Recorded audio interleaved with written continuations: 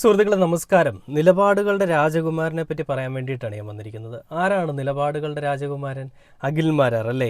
Big boss കണ്ടസ്റ്റന്റും അതേപോലെ തന്നെ സജീവ രാഷ്ട്രീയത്തിലേക്ക് ഇറങ്ങിയ സ്വതന്ത്ര സ്ഥാനാർത്ഥിയായിട്ട് നിന്ന് ഒരിക്കലും ചാണകത്തിൽ ചവിട്ടത്തില്ല എന്നൊക്കെ പറഞ്ഞിട്ട് NDAയുടെ സ്ഥാനാർത്ഥിയായിട്ട് അല്ലെങ്കിൽ 2020 എന്ന് പറയുന്ന ഒരു പാർട്ടിയിൽ അല്ലെ അങ്ങനെ ഒരു സംഘടനയിൽ പ്രവർത്തിച്ച് തോറ്റുപോയൊരു മനുഷ്യനാണ് നമ്മുടെ ഈ പറയുന്ന അഖിൽ മാരാർ. അപ്പം നിലപാടുകൾ എന്താണെന്ന് അറിയാവുന്ന, നിലപാടുകളിൽ ഊന്നിപ്പിടിച്ച, നിലപാടുകളിൽ അധിഷ്ഠിതമായിട്ടുള്ള ഒരു രാഷ്ട്രീയം കാഴ്ചവെക്കുന്ന, നിലപാടുകളുടെ ഏറ്റവും വലിയ രാജകുമാരൻ എന്ന് നമുക്ക് പറയാൻ സാധിക്കുന്ന തരത്തിലുള്ള പരിപാടികൾ ചെയ്യുന്നൊരു മനുഷ്യനായിട്ട് അഖിൽ മാരാരെ കാണുന്ന ചില ആളുകളുണ്ട് കേട്ടോ, അഖിൽ കോട്ടാത്തലയെ. അപ്പം അങ്ങനെ അഖിൽ മാരാർ കഴിഞ്ഞ ദിവസം നമ്മുടെ 24 ചാനലിൽ 24 ന്യൂസിൽ ഒരു ബൈറ്റിൽ വന്നു, അല്ലെങ്കിൽ ഒരു അഭിമുഖത്തിൽ വന്നു. ആ അഭിമുഖത്തിൽ വന്നപ്പോൾ ഹാഷ്മി അഖിൽ മാരാരുടെ അടുത്ത് ചോദിക്കുന്ന ചില ചോദ്യങ്ങളും അതിന് അഖിൽ മാരാർ പറയുന്ന ഉത്തരങ്ങളും ഹാഷ്മി വലിച്ചു കീറുന്നതുമായിട്ടുള്ള ചില കാഴ്ചകളൊക്കെ ഉണ്ട് കേട്ടോ. ഈ അഖിൽ മാരാർ 2020 വിടാൻ പോകുന്നു, അല്ലെ BJPയുമായിട്ട് ഇനി ഒരു രീതിയിലും മുന്നിലേക്ക് പോകുന്നില്ല എന്ന് പറഞ്ഞുകൊണ്ടൊരു വാർത്ത നമ്മൾ കണ്ടതാണ്. എന്തുകൊണ്ടാണ്? താൻ ചോദിച്ച പണം തനിക്ക് കിട്ടിയില്ല എന്ന് പറയുന്ന രീതിയിലേക്ക് അഖിൽ മാരാർ മാറി, അല്ലെങ്കിൽ താൻ ചോദിച്ച പണം തനിക്ക് കൊടുക്കാതെ അവർ പറ്റിച്ചു എന്ന് പറയുന്നൊരു പ്രസ്താവനയുമായിട്ട് അഖിൽ മാരാർ പിന്നീട് വരുന്നതൊക്കെ നമ്മൾ കണ്ടു. പണമെന്നുള്ളൊരു വിശേഷണത്തിന് പകരം താൻ ചോദിച്ച ഒരു അക്കോമഡേഷൻ അവർ തന്നില്ല എന്നുള്ളൊരു വ്യാഖ്യാനവുമായിട്ടാണ് അഖിൽ മാരാർ പിന്നീട് ഓരോ സമ്മേളനങ്ങളിലും അല്ലെങ്കിൽ ഓരോ പ്രസ് മീറ്റിലുമൊക്കെ കാര്യങ്ങളെപ്പറ്റി അവതരിപ്പിച്ചത്. അപ്പോൾ ഇതിന് ഹാഷ്മി ചോദിക്കുന്ന ചോദ്യവും അഖിൽ മാരാർ കൊടുക്കുന്ന മറുപടിയും ഒന്ന് കണ്ടു നോക്കാം. എനിക്ക് വേണ്ടി കുറെ അണികൾ കഷ്ടപ്പെട്ട് ഞാൻ നേതാവായ ആളല്ല, അത് തർക്കമില്ല. പക്ഷേ രാഷ്ട്രീയ പാർട്ടിയിലൊക്കെ അഖിൽമാരെ പോകുമ്പോൾ അഖിൽമാരെ ഡിമാൻഡ് ചെയ്യുന്ന accommodation, what is that accommodation? അങ്ങനെ അക്കോമഡേഷൻ ചെയ്തെങ്കിൽ എന്താണ് അക്കോമഡേഷൻ? അക്കോമഡേഷൻ ഞാൻ പൈസ പറഞ്ഞ എന്റെ ഹാഷ്മി ഞാൻ പൈസ, ക്യാഷ് എന്താണ് അക്കോമഡേഷൻ? അഖിൽ മാരാർ പറഞ്ഞത് അഖിൽ മാരാർ ചോദിച്ച അക്കോമഡേഷൻ അഖിൽ മാരാർക്ക് കൊടുത്തില്ല എന്നാണ്. അപ്പോൾ എന്താണ് ആ അക്കോമഡേഷൻ? അഖിൽ മാരാർ ഉദ്ദേശിക്കുന്ന അക്കോമഡേഷൻ എന്താണ്? ഈ ചോദ്യങ്ങൾ ഹാഷ്മി ചോദിക്കുമ്പോൾ അഖിൽ മാരാർക്ക് പറയാൻ മറുപടികളൊന്നുമില്ലെന്നേ. നിലപാടുകളുടെ രാജകുമാരന് പെട്ടെന്ന് പറയാനായിട്ട് നിലപാടുകൾ കിട്ടുന്നില്ല. അങ്ങനെ ഹാഷ്മി ഹാഷ്മി ഇങ്ങനെയൊക്കെ പറയാതെ ഹാഷ്മി എന്നൊക്കെ പറഞ്ഞുകൊണ്ട് ഇങ്ങനെ വലിയ മെഴുകല. അഖിൽ മാരാരെ നമ്മളൊരു സമയത്ത് അനുകൂലിച്ചിട്ടുണ്ട്, കാരണം അയാളുടെ നിലപാടുകൾ നല്ലതാണെന്ന് എനിക്ക് തോന്നിയതുകൊണ്ടാണ് നമ്മൾ ആ വീഡിയോയിലൊക്കെ അങ്ങനെ പറഞ്ഞത്. പിന്നീട് അതേ സമയം തന്നെ ഇവന് നിലപാട് എന്താണെന്നോ നിലവാരം എന്താണെന്നോ പോലും അറിയില്ല എന്ന് മനസ്സിലായപ്പോൾ നമ്മൾ അഖിൽ മാരാർക്കെതിരെ സംസാരിച്ചതാണ്. ഇന്ന് NDA വിടുന്നു എന്നുള്ളൊരു കാര്യം വന്നപ്പോൾ അഖിൽ മാരാർ പറയുന്ന കുറച്ച് മെഴുകലാണ് നിങ്ങൾ കണ്ടത്. ഇപ്പോൾ അതിൻ്റെ ബാക്കിയും കാണിച്ചു തരാം.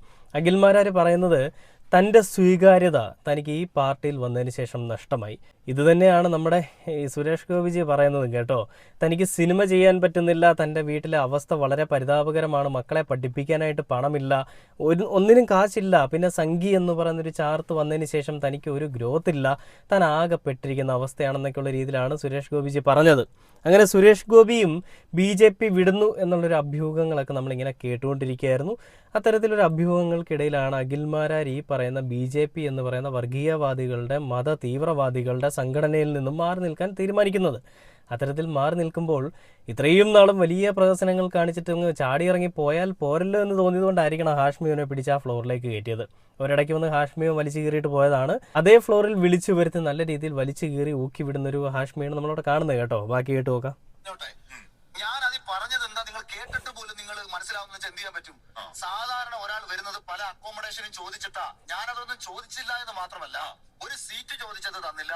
തെരഞ്ഞെടുപ്പിന് ശേഷം 2020 ഞാനത് ചോദിച്ചില്ല എന്നോ അങ്ങനെ എവിടെയും പറയുന്നില്ല. ഞാനത് ആ പാർട്ടിയുടെ സംസ്ഥാന വൈസ് പ്രസിഡന്റിനോട് ഇത് ഞാൻ സാധാരണഗതിയിൽ വരുന്നവർക്ക് അക്കോമഡേഷൻ കൊടുക്കാറുണ്ട്. അഖിൽ അക്കോമഡേഷൻ കിട്ടിയില്ല. രണ്ടാമത്തെ ക്ലിപ്പിൽ നടന്നത് ഒരു അക്കോമഡേഷൻ, അതായത് 2020 വരുന്നതോട് അഖിലിന്റെ സകലമാന വരുമാനങ്ങൾ നഷ്ടമാകുന്നു, നിലവിൽ പ്രശ്നമാകുന്നു. രണ്ടാമത് പറയുന്നതാണ് നമ്മൾ ബോർഡ് കോർപ്പറേറ്റ് ചോദിച്ചു വാങ്ങണം. അത് സാബു ജേക്കബിനോട് ചോദിക്കുന്നതല്ല, അത് അഖിലിനോട് ചോദിക്കുന്ന. ആരെ പറ്റിക്കുക? നമ്മളെന്ന് പറഞ്ഞാൽ എനിക്കെന്നു പറഞ്ഞാൽ പോരെ?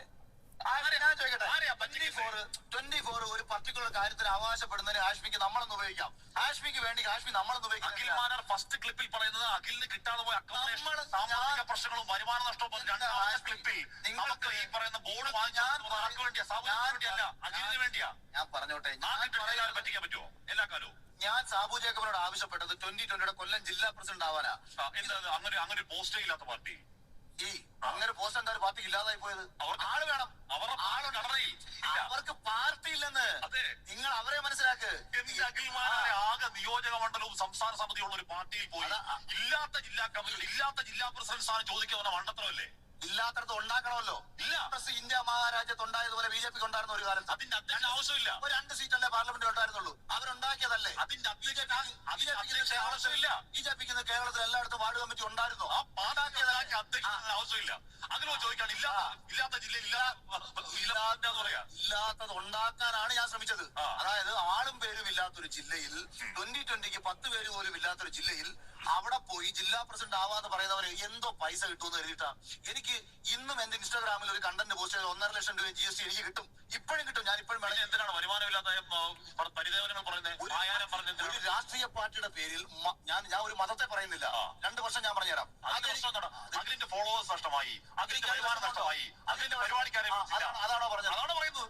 ഒരുത്തൻ 2020യുടെ ജില്ലാ പ്രസിഡന്റ് നാക്കുള്ളത് കൊണ്ട് അഖിലിന് എത്ര നാൾ വേണമെങ്കിലും ഇങ്ങനെ പിടിച്ചു നിൽക്കാം. അതായത് ഞാൻ എന്തോ വലിയ സംഭവമാണെന്ന് സ്വയം വിചാരിച്ചുകൊണ്ട് നടക്കുന്ന അഖിൽമാരാര് ഞാൻ ഒരൊറ്റ വീഡിയോ ഇട്ടാൽ ഇൻസ്റ്റഗ്രാമിൽ എനിക്ക് 1 ലക്ഷത്തിന് മുകളിൽ വരുമാനം കിട്ടുമെന്നാണ് പറയുന്നത്. അഖിലെ 1 ലക്ഷം രൂപ വരുമാനം കിട്ടാനായിട്ട് അത് ഇൻസ്റ്റഗ്രാം ആയിരിക്കില്ല, ഫേസ്ബുക്ക് ആയിരിക്കും. ശരി, എന്തെങ്കിലും ആയിക്കോട്ടെ, വാട്ടവർ.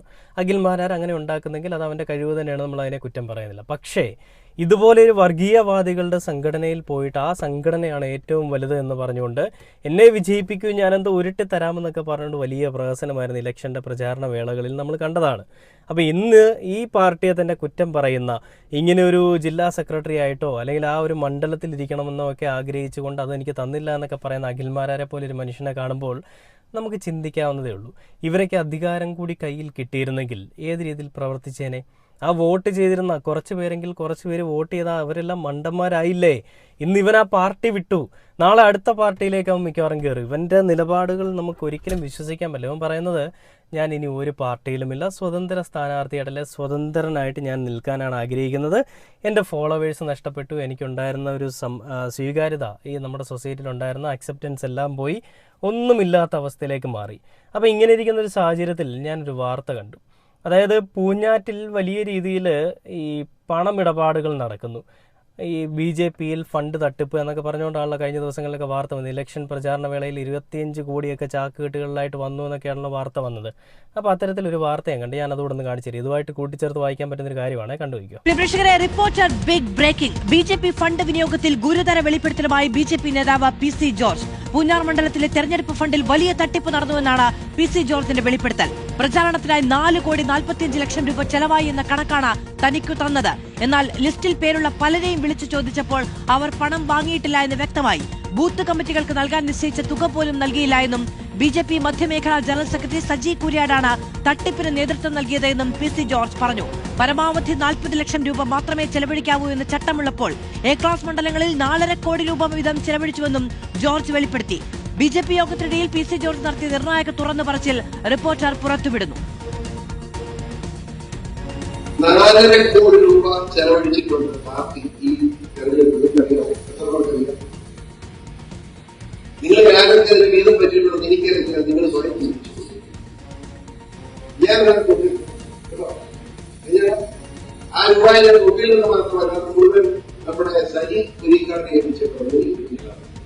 സാമ്പത്തിക കാര്യത്തിൽ ഇടപാടില്ലാത്ത സാമ്പത്തിക കാര്യങ്ങൾ അവിടെ ഇലക്ഷൻ കഴിഞ്ഞ് കാര്യം വിളിച്ചു ചോദിച്ചപ്പോൾ ഞാൻ ചോദിച്ചു, സജി ആ കണക്ക് തരാമെന്ന്. ഒരു കണക്ക് തരാമെന്ന് 3 ദിവസം കഴിഞ്ഞപ്പോൾ കണക്ക് ഇങ്ങോട്ട് 4 കോടി 45 ലക്ഷം രൂപ ചെലവായിട്ട് കണക്ക് കൊടുക്കും. കാണിക്കാൻ കാരണം അത് കാണിച്ചത് നമ്മുടെ പാർട്ടി പ്രവർത്തനം കൂടെ നടക്കുക. 4.5 കോടി രൂപ വീതം A ക്ലാസ് മണ്ഡലങ്ങളിൽ ചിലവ്. കണ്ടില്ലേ, പൂഞ്ഞാറിൽ 4.5 കോടി രൂപയുടെ ഫണ്ട് തട്ടിപ്പുണ്ടായി, പക്ഷെ ഞാൻ അതൊന്നും മേടിച്ചിട്ടില്ല എന്നായിരുന്നു PC ജോർജ് പറഞ്ഞത്. പിന്നീട് ഈ വാർത്തകൾ വലിയ രീതിയിൽ സാമൂഹിക മാധ്യമങ്ങളിൽ കൂടി വലിയ രീതിയിൽ സ്പ്രെഡായപ്പോൾ പെട്ടെന്നൊരു മലക്കം മറിയലുമായിട്ട് ഇങ്ങെത്തി. അത് ഞാനത് പറഞ്ഞത് എനിക്കൊരു തെറ്റിദ്ധാരണയുടെ പുറത്ത് ഞാൻ പറഞ്ഞതാണ്.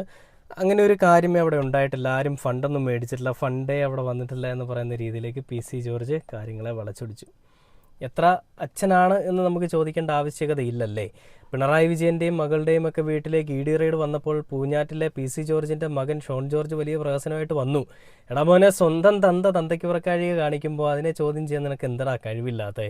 നീ ഒന്നും മിണ്ടുന്നില്ലല്ലോ, എന്ത് പറ്റി? നിന്റെ നാവങ്ങ് അടഞ്ഞു പോയോ, അല്ലെ നിന്റെ നാവങ്ങ് ഇറങ്ങിപ്പോയോ? ഇതൊക്കെയാണെന്നേ BJPയിലെയും 2020യിലെയും NDAയിലെയും ഒക്കെ പരിപാടികൾ. കാശെറിഞ്ഞ് വോട്ട് വാരുക.